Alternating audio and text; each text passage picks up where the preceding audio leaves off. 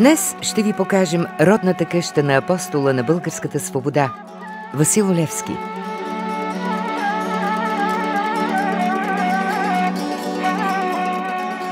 На 18 юли 1837 г. в Карлово се ражда Васил Иванов Кунчев. Успял да израсне като най-висш организатор на народната борба, като първостроител на най-голямата организация в историята на българското освободително движение.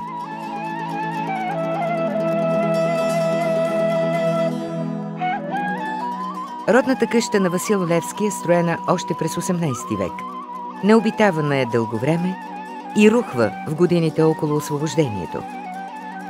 През 1933 г. е възстановена в първоначалния си вид, благодарение на ентусиазма на карловци.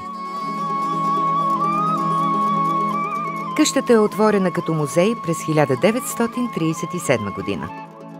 Тя представлява малка едноетажна сграда. Каменните стълби отвеждат в зимника. Има килер без прозорци. Посетителите могат да видят изкривалището на къщата. Там не се е криел Васил Левски. Всяка къща от тази епоха е имала такова скривалище. В горната част има две стаи. В едната семейството е нощувало през лятото, а другата е била гостна. Непосредствено до нея се намира и работилницата, в която са плетени гайтани.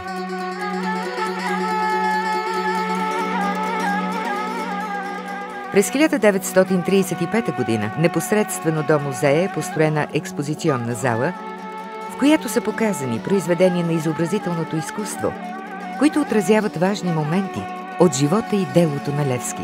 Също така може да видите вещи, документи, снимки на семейството на революционера, литературни творби на български и чужди автори, посветени на апостола. Част от материалите са дарени от родственици на Левски по линия на сестра му Яна.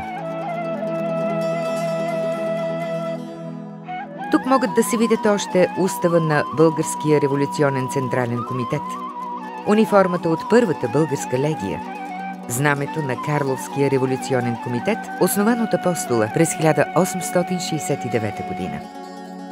В този музей се намира и копия от личния бележник на Левски, в който е събирал всички записки от събраните с много труд народни жълтици.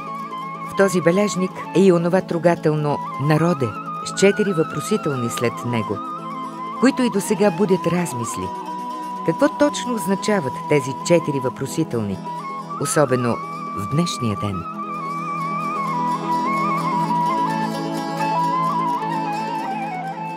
Разделяме се до следващия път, когато ще посетим друго интересно място.